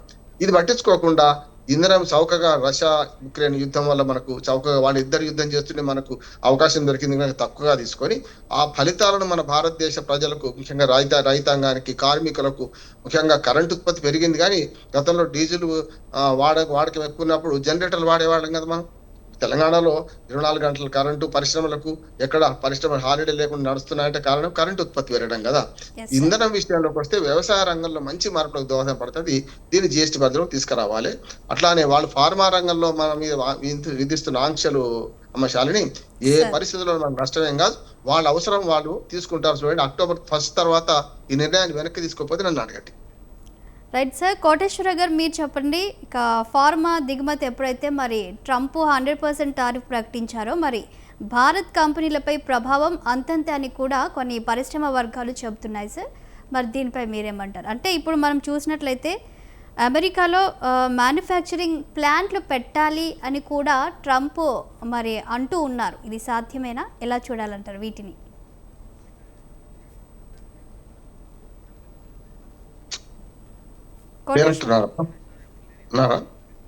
సార్ మీరు చెప్పండి సార్. చెప్తాం. నేనేమంటున్నానంటే అదే చెప్పాను కదా, ఇప్పటికిప్పుడు రోమ్ నగర ముఖ్య ఎరువుల నిర్మాణం కానంటే అక్కడ వాళ్ళకి పరిశ్రమలు పెట్టడానికి చాలా అవరోధాలు ఉన్నాయి. ముఖ్యంగా ఫార్మా పరిశ్రమలు పెట్టడానికి వాళ్ళకి చాలా అవరోధాలు ఉన్నాయి. నేను గ్రీన్ పీస్ సంస్థ జర్మనీ వాళ్ళతో కలిసి పనిచేశాను. ఇక్కడ మన తెలంగాణ రాష్ట్రంలో ముఖ్యంగా హైదరాబాద్ దగ్గర ఐడి బొల్లారం అని ఉంటుంది, అట్లాగే జిన్నారం అనే మండలం ఒకటి ఉంటుంది. అట్లాగే మనకు పటాన్ చెరువులో అతి పెద్ద పారిశ్రామిక వాడ, పూర్తి ఆసియాలోనే పెద్ద పారిశ్రామిక వాడ. చూడండి, మీరు మందుల పరిశ్రమలన్నీ కూడా ఇప్పుడు వర్షాకాలం కదా, మీరు అక్కడికి పోతే మన వీడియో పంపించండి, మన స్వతంత్ర ద్వారా చూస్తే మీకు మందుల పరిశ్రమ నుంచి వచ్చే గాలి కలుషితం అవుతుంది. దానిలో పరిశ్రమల కాలుష్యాలను వాటి ట్రీట్మెంట్ ప్లాంట్ పెట్టుకోకుండా ఏం చేస్తున్నారు, వాటిని ఈ నాలాలకు విడుస్తున్నారు. మేము చాలా సార్లు స్వచ్ఛంద సంస్థ ప్రకారం మేము పోయి మోరెల్ నుంచి వాళ్ళకి ఇచ్చే బయటకు వేసే విష పదార్థాలను బయటకు రాకుండా చేసినాం. కానీ వర్షాకాలంలో నీళ్ళలో కలిసిపోతాయి కదా, కనుక దొంగతనంగా విడుస్తుంటారు వీళ్ళంతా. అధికారులు కుమ్ముక్కైనరు, ప్రజాప్రతినిధి కుమ్ముక్కైనరు. మన దగ్గర ఇంత విచ్చలవిడిగా ఈ ఫార్మా పరిశ్రమల వల్ల కాలుష్యాన్ని మనం మింగేస్తున్నాం, గరళం మింగినట్టు మింగుతున్నాం. మనం ఓ రకంగా చెప్పాలంటే ప్రజల ఇది అందరం ఆరోగ్యాన్ని నాశనం చేసుకుంటాం. అక్కడ ఇది సాధ్యం కాదు కనుక అమెరికాలో ఫార్మా పరిశ్రమల స్థాపన సాధ్యమే కాదంటున్నాను నేను. అది ఎంత కఠినంగా నిబంధనలు ఉంటాయంటే దాన్ని కంపెన్సేట్ చేయడానికి, ఈ ఫార్మా రంగంలో ఉన్న కాలుష్యాన్ని కంపెన్సేట్ చేయడానికి వాళ్ళు అదనంగా ట్యాక్స్ కట్టాల్సి వస్తుంది. అది ప్రజలకు ఆరోగ్యం తప్పు చేస్తుంది కనుక. దాంతో పాటు వాళ్ళు ఆ ట్రీట్మెంట్ ప్లాంట్ పెట్టుకోవడానికి కోట్ల రూపాయలు ఖర్చు పెట్టాల్సి వస్తుంది. అంటే నేను చెప్పాను కదా, సింపుల్ ఉదాహరణ అంటే పారాసిటమాల్ గోళీని మనం ₹1 సప్లై చేయగలుగుతున్నాం ఉదాహరణకు. వాళ్ళు తయారు చేసుకుంటే అదే ₹4 అవుతుంది కదా. ఎందుకు తయారు చేసుకుంటారు చౌకగా వచ్చేది? ఇవాళ ఏమైతుంది అంటే అందుకని అమెరికా ప్రజలు తిరగబడుతున్నారు ఈ ట్రంప్ మీద. ఇంకో 3 ఏళ్ళు ఉంటాడు ఈయన. 3 అయితే 8 నెలలు మాత్రమే గడిచింది. జనవరి 20 నుంచి కదా వచ్చింది, సెప్టెంబర్ 20 8 నెలలు అయింది. ఇంకా 3 సంవత్సరాలు 4 నెలలు ఉండాలి ఆయన కనుక. చివరి 4 నెలలు విడిచిపెడితే ఇంకా 3 సంవత్సరాలు ఎంత విధ్వంసం సృష్టిస్తారు, ప్రజలకు ఎంత విషం పోస్తున్నారు, ప్రజలు అమెరికా ప్రజలను ఎంత ఒక రకంగా అసహనానికి గురవుతున్నారు మనకు అర్థమవుతుంది. ఇదంతా కూడా ట్రంప్ ఒక రకంగా తెంపరితనంతో జరుగుతున్నది. తాను ఎక్కిన కొమ్మను తాను నరుకుంటున్నారు. తాను ఒక రకంగా చెరువు మీద అలుగుతున్నాడు, మన భారతదేశం మీద అలగడం, మన భారతదేశానికి వ్యతిరేకంగా మాట్లాడడం అంటే పూర్తిగా మనదైన రీతిలో మనం సమాధానం ఇస్తున్నాం. కొందరు మోడీ గారిని ప్రశ్నిస్తున్నారు, ఏమని, ఎట్లా మీరు ఏ రకంగా మాట్లాడతలేరు, మాట్లాడకుండా మందు పెట్టవచ్చు కదా, మాట్లాడితేనే మొరిగే కుక్క కరవదు, కరిచే కుక్క మొరగదు అంటున్నాడు. ఈ మాట అంటున్నాను. ట్రంప్ మనకు మొరిగే కుక్క కరవదు, మన మోడీ మరిచే కుక్క కాదు, మొరిగే కుక్క కాదు. కనుక స్పష్టంగా కుక్కలతో పోలుస్తున్నా కూడా ఏమంటున్నానంటే మనం సైలెంట్ గా వాళ్ళను ఎక్కడ ఉంచాలని అక్కడ ఉంచుతున్నాం. ఇప్పుడు స్పష్టంగా వ్యవసాయోత్పత్తులను దిగుమతి చేసుకోకుండా ఉంటే మనం సరైన మందు పెట్టినట్టే. వాళ్లకు ఫార్మా ఉత్పత్తుల మీద వాళ్ళు ఆంక్షలు విధిస్తే వాళ్ళే నష్టపోయే ప్రమాదం ఉంది. కనుక అద్భుతంగా ఇవాళ మనము మాట్లాడకుండా మౌనంగా మందు పెట్టే ప్రయత్నం చేస్తున్నాం. అది ట్రంప్కే నష్టం, రేపు అమెరికా ప్రజలకే నష్టం. తాగేవాడే కడతాడు తాళ్ల పన్ను. పెరిగింది అనుకోండి, మన ఉత్పత్తులు అక్కడ పోయిన తర్వాత ₹3 పారాసిటమాల్ కొనేవాడే వాళ్ళే కదా, మనం కాదు కదా, వాడే నష్టపోతాం. రేపు పొద్దున వాళ్ళే తిరగబడతారు. ఇది పెరిగింది అనుకోండి, అక్కడ వాళ్ళే తిరగబడతారు అంటున్నాను స్పష్టంగా. ఇది వాళ్ళు మరణ మృదంగా వాళ్ళే రాసుకుంటున్నారు, కొట్టుకుంటున్నారు. ట్రంప్ చేసే చర్యలన్నీ కూడా ఇంకొక 3 నెలలు తేలిపోతాయి శాలిని గారు. సమస్య లేదు, మనమే గెలుస్తాం. అంతిమంగా గెలుపు భారత్దే. కానీ సార్ మనం ఇక్కడ చూస్తే ఇప్పుడు భారత ఫార్మా కంపెనీలు కొన్ని కూడా ఇప్పుడు వాటికి అతిపెద్ద మార్కెట్ అంటే అమెరికానే. మరి ఇప్పుడు ట్రంప్ తీసుకున్న ఈ నిర్ణయంతో ఏమైనా ఆందోళన చెందాల్సిన అవసరం ఉందంటారా? ఏమైనా మన ఫార్మా రంగంపై ఎఫెక్ట్ పడుతుంది అనుకోవచ్చా? ఇప్పుడు మన పరిశ్రమలు అక్కడ పెడతానికి కూడా అనుమతులు అయితే కావాలి కదా. ఇప్పుడు మనకు రెడ్డి ల్యాబ్స్ రకరకాల మన ప్రైవేట్ రంగాలు చాలా ఉన్నాయి. ఇప్పుడు ఇవన్నీ కూడా అక్కడ పెట్టానంటే వాళ్ళ అనుమతులు వాళ్ళు ఇవ్వాలి కదా. అంటే అనుమతుల బిట్లను సరళింపు చేసిన అనుకోండి, కోర్టులు అడుగుంటాయి కదా. ఇప్పుడు పర్యావరణానికి మనకంటే చాలా 100 రెట్లు వాళ్ళు చాలా జాగ్రత్తగా వహిస్తారు అమెరికా వాళ్ళు. ఒకవేళ నిజంగానే ఎవరైనా పెట్టదలుచుకుంటే వెంటనే పక్క ఇంటి వాడు, ఇరుగు పొరుగు వాడు, ఆ ప్రాంతాలకున్న గ్రామీణ ప్రాంతం వాడు వెళ్ళినా కోర్టులో ఇది అయిపోద్ది అంటున్నాను. ఫార్మా రంగ పరిశ్రమలు మా దగ్గర వద్దు అని అమెరికా ప్రజలు ఇప్పటి నుంచో తీర్మానం చేసుకున్నారు. అక్కడ చట్టాలు కూడా అట్లాగే ఉంటాయి. కనుక మన వాళ్ళు పెడతానంటే అక్కడ పెట్టరించేవాడు ఎవడు అంటున్నాను. ఒకటి, ఇక్కడ ఉత్పత్తి చేసి అక్కడికి పంపితే వాళ్ళకి నష్టం అవుతలేదు, కానీ అక్కడ ఉత్పత్తి చేయాలంటే ఇవన్నీ ఏర్పాట్లు కావాలి. ఒకటి. రెండోది ఏంటంటే కోర్టులు కూడా చూస్తూ ఊరుకోవు కదా. ఇప్పటికే ఫెడరల్ కోర్టు ఇప్పటికే 4-5 ఆయన ట్రంప్ ఏ ఆర్డర్ తీసినా, ఏ ఎగ్జిక్యూటివ్ ఆర్డర్ తీసినా దాన్ని అయితే వాళ్ళు కొట్టేస్తున్నారు కదా. అమెరికా ఇప్పుడు అధ్యక్షుడు ట్రంప్ ఏం చేస్తున్నాడంటే సుప్రీం కోర్టును కూడా బ్లాక్మెయిల్ చేస్తున్నాడు. చూసిండ్రా, వాళ్ళు కింది కోర్టులు, ఫెడరల్ కోర్టులు దేశ రాజకీయాల విషయాలు కల్పించుకుంటున్నారు, దేశంలో మార్పులను ఆహ్వానిస్తలేరు. మీరు కూడా ఆహ్వానించకపోతే దేశాన్ని నష్టం చేస్తారు, ప్రజలు తిరగబడతారనే మాట అంటున్నాడు సుప్రీంకోర్టు మీద. దుర్మార్గం కదా. సుప్రీంకోర్టు కూడా బ్లాక్మెయిల్ చేస్తున్నాడు ట్రంప్. ఇది తన తెంపరితనం, ఇంకేం లేదు, తనకు హద్దు లేదనుకుంటున్నాడు. ఇవాళ భిన్న ధ్రువ ప్రపంచం, ఏకధ్రువ ప్రపంచం ఎన్నడో పోయింది అంటున్నాను. ఇవాళ దీనికి తగ్గట్టుగా మన పాకిస్తాన్ అధ్యక్షుడిని కలవడం నిన్న, అట్లానే అంతకుముందు మునీర్కు పాకిస్తాన్ సైన్య అధ్యక్షుడిగా ఆతిథ్యం ఇవ్వడం, అన్ని కూడా పూర్తిగా అంటే బరితెగించి ఆయన పనిచేస్తున్నారు. ఆ బరితెగింపు అనేది ఎంతవరకు వస్తుంది అంటే రేపు తాను నష్టపోయేదానికి తెలియదు. అమెరికా ప్రజలు నష్టపరుస్తున్నాడు, తాను నష్టపోతున్నాడు. తన మాటకు విలువ లేకుండా పోతుందమ్మా. నేను ఎప్పుడు చెప్తున్నాను, కేఏ పాల్కు ఆయన తేడా లేదంటే ఇవాళ యుద్ధాలు ఆపగలుగుతాను అన్నవాడే ఇవాళ ఉక్రెయిన్ అధ్యక్షుడు ఏమంటున్నాడు, ఆయన అమెరికా డైరెక్ట్ గా ఏమి చేయలేకపోతుంది, ఎవరైనా సహాయం చేయండి, ఐక్యరాజ్యసమితి ఫెయిల్ అయిందని ఉక్రెయిన్ అధ్యక్షుడు వాపోయిండు కదా. మొన్న భద్రతా మండలి సమావేశాల్లో వాపోయిండు కదా. సమస్య లేదు. ఇది ఎట్టి పరిస్థితుల్లో ట్రంప్ తాను ఎక్కిన కొమ్మను తాను నరుక్కుంటూ తనకు తాను నష్టం చేసుకుంటూ అమెరికా ప్రజలకు తీరని నష్టం చేస్తున్నారు. ఇది విధ్వంస పాలన అంటున్నాను. అంటే ఒక పాలన కూడా సరిగ్గా లేకపోతే, తిక్కగా ఉంటే ప్రెసిడెన్షియల్ ఆర్డర్స్ ఎట్లా పడితే అట్లా ప్రొక్లమేషన్స్ ఇష్యూ చేసుకుంటూ పోతే, మొన్న వీసాల చూసాం కదా. వీసాల విషయంలో నేను మీతోనే చెప్పాను, చాలా సార్లు చెప్పాను, ఏం కాదన్న ఏమైంది చూసింది కదా. అన్ని అపోహలు సృష్టించి రేపటికల్లా అమెరికాలో దిగకపోతే ఏమవుద్దని ఏదో చేశారు కదా. అన్ని పోయినా పోలేదా దూది పింజల్లాగా. అందుకని ఏమంటున్నా అంటే నేను జోష్యం చెప్పలేదమ్మా, నా అంచనా ప్రకారం ఈ ఫార్మా ఉత్పత్తుల దిగుమతిని ఆపుకోవడం, లేకుంటే సుంకాలు 100% పెంచడం అనే దాంతో అమెరికా తన మరణ మృదంగాని తానే కొట్టుకుంటుంది అని అంటున్నాడు. ఎందుకని సార్ ట్రంప్ ఈ విధంగా వ్యవహరిస్తున్నారు? ఏంటి ఆయన ఆలోచన? అంటే భారత్పై ఆయన ఎప్పుడైతే గెలిచారో అప్పటి నుంచి మనం చూస్తున్నాము, ఆయన తీసుకున్న నిర్ణయాల్లో ముందుగా కనిపించేది ఇండియానే. ఒకటి స్టూడెంట్స్ వీసాకు సంబంధించి కావచ్చు, వాళ్ళు స్టడీ అయిపోయిన వెంటనే అమెరికా విడిచి వెళ్ళిపోవాలని, లేదంటే మొన్న H1B వీసా, లేదంటే చమురు పైన సుంకాలు వేయడం, ఇవన్నీ చూస్తుంటే మొదటగా ఇక్కడ కనిపించేది ఇండియన్సే. ఎందుకని ఆయన అక్కసని ఇలా వెళ్ళగక్కుతున్నారు? అమెరికా ప్రజలు దురదృష్టం అంటారు. ఎందుకు దురదృష్టం అంటే వాళ్ళు చేజేతలు చేసుకున్నారు కదా. అమెరికా ప్రజల స్వీయ స్వయంకృత అపరాధం అంటున్నాడు. 2016 నుంచి 2020 దాకా, 2016లో ట్రంప్ గెలిస్తే ఏ మార్పులు జరుగుతాయి నేను చాలాసార్లు విశ్లేషిస్తే కొందరు అన్నారు ఏం కాదు, ట్రంప్ చాలా బోళా బాళా మనిషి, ఏం కాదన్నారు. ట్రంప్ అమెరికన్ ఫస్ట్ అంటే తప్పు కాదు.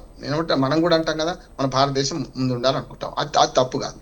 కానీ తాను అవలంబిస్తున్న మార్గం తప్పు అంటున్నాడు. లక్ష్యం మంచిదే అయినా Yes. మార్గం మంచిది కాకపోతే దానిలో అడ్డం పడతామని గాంధీ మహాత్ముడు ఏనాడు చెప్పిండు. మీరు ఎంత మంచి లక్ష్యం పెట్టుకున్నా సరే మీరు లక్ష్యానికి అనుగుణంగా మార్గాన్ని కూడా అంత మంచి ఉన్నతమైనది ఎన్నుకోవాలి, అడ్డదారిని పోతే పడిపోతారు అన్నారు.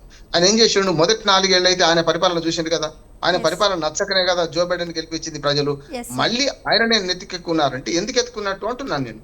అమెరికా ప్రజలు దుర్మార్గం కదా, ప్రజల తీర్పు తప్పు కాదా, అందుకని ఇప్పుడు అనుభవించాలి. చేసుకున్నంత అమెరికా ప్రజలు రెండోసారి ఎత్తుకెక్కున్నారు. మొదటిసారి ఎత్తుకున్నప్పుడే పాడు చేసిండు, అమెరికా ఆర్థిక వ్యవస్థ మొత్తం నాశనం చేసిండు ఆయన.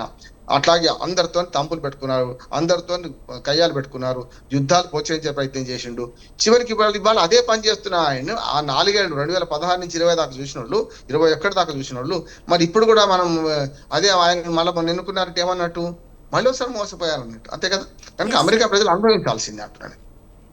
అలాగే సార్, మనం ఇప్పుడు ఫార్మా ఉత్పత్తుల గురించి కనుక మాట్లాడుకున్నట్లయితే ఈ బ్రాండెడ్ అలాగే పేటెంట్ ఔషధాల దిగుమతులపై 100%. అంటే ఏంటి సార్ బ్రాండెడ్ అలాగే పేటెంట్ అంటే రెండు ఒకటేనా, లేకపోతే ఇవి విడివిడి ఔషధాలు అనుకోవచ్చు?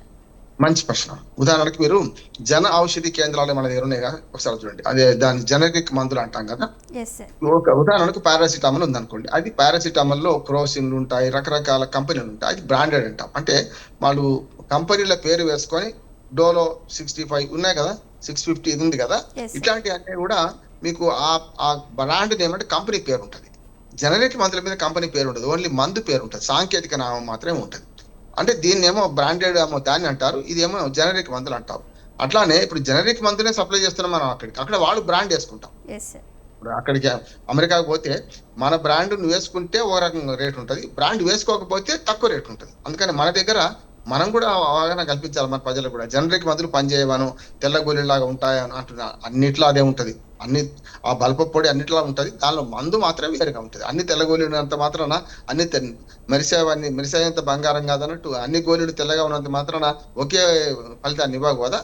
అమెరికాకు పంపే దానిలో ఇప్పుడు చాలా వరకు జనరిక్ అంటే మనకు బ్రాండెడ్ కాకుండా పంపుతున్నారు, బ్రాండెడ్ కూడా పంపుతున్నారు.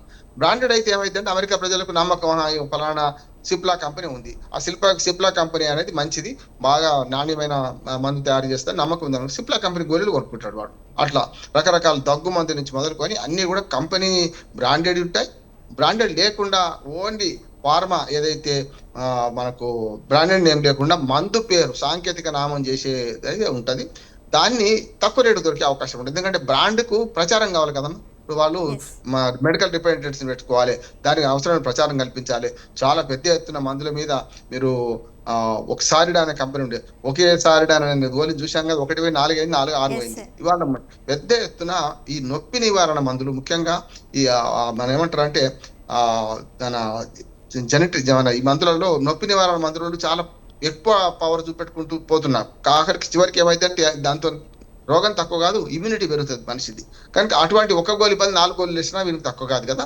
అట్లా ఏం చేస్తున్నారంటే మెల్లగా అలవాటు చేసి బ్రాండెడ్ మందులకు అడ్వర్టైజ్మెంట్ చేసి అది కొనుక్కునే పరిస్థితి తీసుకొస్తున్నారు. ఇప్పుడు అక్కడ కూడా అమెరికాలో కూడా ఇదే మోసం. జనరిక్ మందులు తక్కువ రేటు ఉంటాయి, ఈ మా బ్రాండెడ్ మందులు ఎక్కువ రేటు ఉంటాయి. బ్రాండెడ్ ఇష్టం ఉన్నాడు అది కొనుక్కుంటాడు, లేకపోతే ఇది కొనుక్కుంటాడు. మన దగ్గర కూడా ఆ మార్పు రావాలి. జనరిక్ మందులు వాడడానికి ప్రభుత్వ ఔషధాలయాలు, ప్రభుత్వ ఆసుపత్రులలో జనరిక్ మందులు వాడే పరిస్థితి తీసుకొచ్చినప్పుడు మన దగ్గర అమ్ముడు పోతాయి, మా సమస్య లేదు. మన దగ్గర మందుల పరిశ్రమ చాలా పెద్ద కుంభకోణం. ఎంఆర్పీకి ఉన్న ఆ మందు తయారీకి 10 పైసల బిళ్ళను వాడు 10 రూపాయల గోళీ అమ్ముతున్నాడు, 10 పైసల మంది ఉంటుంది అందులో, చూస్తున్నాం మనం. కనుక ఇదొక పెద్ద పరిశ్రమ. మనం చాలా వరకు అల్లోపతి మందుల విషయంలో చాలా జాగ్రత్తగా ఉండాలి. ఏది పడితే అది వాడొద్దు, మన స్వీయ వైద్యం చేయొద్దు. అక్కడ కూడా అమెరికాలో కూడా ఇదే జరుగుతున్నది, మోసపోతున్నారు. మెల్లమెల్లగా బ్రాండెడ్ మందుల నుంచి జనరిక్ మందుల వరకు వాళ్ళు మళ్ళాలి, మనం కూడా మళ్ళాలి. మన ఉద్దేశం అయితే అమెరికా ఈ చర్య వల్ల అదే నష్టపోతుంది, కానీ మన మందులు కాకపోతే షిఫ్ట్ తక్కువ చేసుకుంటాం, తక్కువ ఉత్పత్తి చేస్తాం. ప్రపంచానికే వ్యాక్సిన్, మన కరోనా వ్యాక్సిన్ అందించిన దేశంగా మనం ఉన్నప్పుడు ఇదో మన తాటాకు చప్పులకు కుందేలు బెదరు, సమస్య లేదంటున్నాం. సార్ అందుకే ఇందాక విజయ్ గారు అన్నారు భారత్ ఎందుకు ఖండించట్లేదు, లేదంటే దేశ ప్రయోజనాల గురించి మరి మాట్లాడట్లేదు అన్నట్లు అన్నారు. ఇంకోటి ఆదాని అంబానీకే లాభము ఈ టారిఫ్లు పెంచడంలో ఆ లోపల ఏం జరుగుతుందో మనకు తెలియదు అన్నట్లు కూడా వాళ్ళు కొన్ని వ్యాఖ్యలు చేశారు. అంటే నిజంగా అక్కడ ఈ కంపెనీలు ఉన్నాయా, ఆదాని అంబానీకి సంబంధించిన కంపెనీలు ఉన్నాయి, వాళ్ళకేమైనా లాభం వచ్చే అవకాశం ఉంది అనుకోవచ్చా?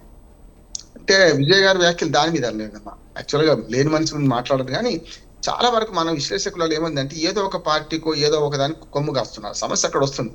వేరుగా మాట్లాడాలంటే ఇప్పుడు మోడీ మాట్లాడలేదు మాట్లాడకపోతే పని జరుగుతుందా లేదా? వ్యవసాయ ఉత్పత్తులను ఆహ్వానించాలని అమెరికా షరతు విధించింది, మనం ఆహ్వానించలేం కదా. రష్యాతోని చమురు కొనుగోలు ఏదంటుంది, కొనుగోలు చేస్తున్నాం కదా. నేను ఏమంటున్నాను, ఇంతకంటే ఇప్పుడు మాటల కంటే చర్యలు ముఖ్యమా, మాటలు ముఖ్యమా? ఏమైతుందంటే ఇప్పుడు ఏది జరిగినా మోడీ, ఏది చేసినా మోడీ తప్పనే వాడు ఉంటాడు మన దగ్గర. ఏది చేసినా మోడీ కరెక్ట్ అని. నేను ఆ రెండు రకాలు కాదు. నేను మోడీ మంచి చేస్తే మంచి చేద్దాం, చెడ్డ చేస్తే చెడ్డ అందాం. కానీ ఇది విడిచిపెట్టి మోడీ ఏ చర్య తీసుకున్నా దానికి మోడీని ఆపాదించి ఆయన తప్పు చేస్తున్నాయని విమర్శించే వాళ్ళు కొందరు ఉంటారు. మోడీ ఏ పని చేసినా అద్భుతంగా చేస్తున్నానని కొందరు ఉన్నారు. నేను ఈ రెండు కోవకు చెందిన కనుక నేనేమంటున్నాను, ఈ విషయంలో ఆయన అనేది అది కాదు. మనకు ఏదైతే చమురు తక్కువ దిగుమతి చేసుకుంటున్నారు కదా, ఈ చమురును ఏం చేస్తున్నామంటే మనం రెండు రకాలు వాడుకుంటున్నాము. ఒకటే మన భారతదేశంలో వాడుకోవడానికి చాలా విస్తృతమైన మార్కెట్, మనది 140 కోట్ల మంది దేశం ఉన్నది, చాలా ఇంధనాలు వాడుకుంటాం. అదనంగా మనం బ్యారెల్ ముడి చమురు కొని దాన్ని ఏం చేస్తున్నామంటే రీఫైన్ చేసేసి దాన్ని ఇంధనంగా మనం అంటే పెట్రోల్ బంకుల నుంచి మనం పోసే ఇంధనంగా తయారు చేసినాక దీన్ని వేరే దేశాలకు ఎగుమతి చేస్తున్నాం. ఆ ఎగుమతి ఆర్డర్లు నయారా లేకపోతే రిలయన్స్ వాళ్ళకి ఇస్తున్నారు. నేను ఎప్పుడు వాళ్ళు మోసం చేస్తారంటున్నాను. చూడండి, రేట్లు బాగా పెరిగినప్పుడు మీరు ఎప్పుడన్నా మీకు నిత్య జీవితంలో అనుభవానికి వస్తుంది. మీ స్కూటీయో లేకపోతే తీసుకొని పోతే నయారా బంకులన్నీ బంద్ అయినాయి లేవా గతంలో? అంతకుముందు మనకు మనకి ఇప్పుడు జియో పేరు మీద వచ్చినాయి. అంతకుముందు రిలయన్స్ బంకులు బంద్ అయినాయి లేవా? రేటు పెరిగినప్పుడు వాళ్ళ సబ్సిడీ ఉండదు కనుక ఆ రేటు అమ్ముకుంటే ఇప్పుడు మనకు ప్రభుత్వ రంగంలో నడిచే భారత్ కానీ, ఇండియన్ ఆయిల్ కానీ, మనకు హెచ్పి కానీ, ఈ మూడేమో భారతదేశం ప్రైవేట్ పబ్లిక్ రంగంలో ఉన్నాయి కనుక వీళ్ళు రేటును సబ్సిడీ భరించి ఎక్కువైనప్పుడు కూడా నష్టాలు భరించి నడిపించాడు వాడు. కానీ వాడు నడిపాడు కదా ప్రైవేట్ వాడు ఎప్పుడు తప్పుకుంటాడు? సబ్సిడీ లేనప్పుడు తప్పుకుంటాడు, సబ్సిడీ ఉంటే నడిపిస్తాడు. అంటే వాళ్ళ రేటు ఎవరికైనా ఒకటే కాదు. ఇప్పుడు 110 రూపాయలు నయారాలు అంతే ఉన్నది, మన దగ్గర అంతే ఉంది, అప్పుడు అమ్ముకుంటాడు. రేపు పొద్దున భారతదేశం కనుక సబ్సిడీలు భరించాలి అని ప్రభుత్వ రంగ సంస్థలను నేను చెప్పిన హెచ్పి కానీ, ఇండియన్ ఆయిల్ కానీ, భారత్ కానీ చేయగలుగుతుంది. భారత్ అంటే ఆ నష్టాన్ని మన భారత ప్రభుత్వం పూడుస్తుంది. కానీ ప్రైవేట్ కంపెనీకి వాడు పూడుస్తుంది కదా. ప్రైవేట్ కంపెనీ వాడు ఏం చేస్తారంటే అప్పుడు బంకులు బంద్ చేసుకుంటున్నాడు. మీరు రెండు ఉదాహరణలు చెప్పాను కదా, మీరు బంకులు చాలా సార్లు మనకు రిలయన్స్ బంకులు పూర్తిగా అడ్డంగా ముళ్ళ తీగల కంచె పెట్టేసి బంద్ చేసిన సందర్భాలు ఉన్నాయి. మళ్ళీ లాభాలు ఇచ్చినప్పుడు అమ్ముకుంటున్నారు వాళ్ళు. అందుకని ప్రైవేట్ వ్యాపారస్తులకు విజయ్ అన్నది ఏంటంటే, ప్రైవేట్ వ్యాపారస్తులకేమో విదేశాలకు ఎగుమతి చేసే ఈ ఇంధనాలను అనుమతులు ఇస్తున్నారు, రిఫైన్డ్ మన దగ్గర చేస్తున్నాం, తక్కువలో మనం ఏమో విదేశీ మార్క ద్రవ్యం కోల్పోయి మనం తెచ్చుకుంటున్నాం. ఇది వాళ్ళకి విదేశీ మార్గం సంపాదించినప్పుడు మాత్రం ప్రైవేట్ కంపెనీలు వాళ్ళు కట్టుబెడుతున్నారు అనేది విజయ్ చెప్పిన దానిలో వాస్తవం అనేది కరెక్ట్ అంటున్నాడు. కానీ మోడీ మాట్లాడతలేరు అనేది తప్పు అంటున్నాడు. మాట్లాడకపోయినా మందు పెడుతున్నాడు కదా అంటున్నాడు నేను. ఇప్పుడు మాట్లాడేవాడు గొప్పవాడు కాదు కదా. నేను అది చేస్తా ఇది చేస్తా అని పిట్టల దొరలాగా మాట్లాడేవాడు ఏం చేయలేదు అనుకోండి, కష్టం కదా. ఇప్పటికీ వ్యవసాయ ఉత్పత్తులు రాణిస్తలేడు. రష్యా నుంచి కొనొద్దంటే కొంటున్నాము, చైనాతో స్నేహం చేయొద్దంటే చేస్తున్నాము కదా. రష్యా కంటే చైనా డేంజరస్, చీకట్లో స్నేహం చేస్తున్నారు అని చెప్పి మొన్న అక్కసిగల గడికిండు. మన స్పష్టంగా RIC రష్యా, ఇండియా, చైనా మైత్రి వర్ధిల్లుతుంది పోమంటున్నాం. నిన్న కాక మొన్న ఇప్పుడు మన ఢిల్లీలో ఉన్నాడు రష్యా విదేశాంగ మంత్రి మన దేశంలో ఉన్నారు, రష్యా ఉప ప్రధాని మన దేశంలో ఉన్నారు. నిన్న మోడీతో చర్చలు జరిపారు కదా. నిన్ననే ఒక మంచి ఎక్స్పోకి రష్యా ఇండియా కొలాబరేషన్ లో ఎక్స్పోని ప్రారంభించారు మోడీ గారు. కథ చూసినాం కదా. సమస్య లేదు, మాట్లాడకుండా మందు పెడుతున్న మోడీని సమర్థించాలంటున్నాను. ఈ విషయం మోడీ ఇతరత్ర తప్పులు చేస్తున్నాడు, సమాఖ్య స్ఫూర్తిని దెబ్బతీస్తున్నాడు, అది వేరు. కానీ అన్ని పనులు మోడీ చేసేది ప్రతి పని తప్ప అనే వాళ్ళని నేనైతే సమర్థించనమ్మా. రైట్, థ్యాంక్ యూ అండి. మరి అనేక విషయాలపై విశ్లేషణ అందించినందుకు ఫార్మా ఉత్పత్తులపై, అలాగే ఇవాళ డిబేట్లో పాల్గొన్నటువంటి విజయ్ గారికి, మన్నెం కోటేశ్వర గారికి, బండారు రామ్మోహన్ రావు గారికి థ్యాంక్ యూ అండి అందరికీ. ఇది వాళ్ళ మీడియా డిబేట్. కీప్ వాచింగ్ స్వతంత్ర.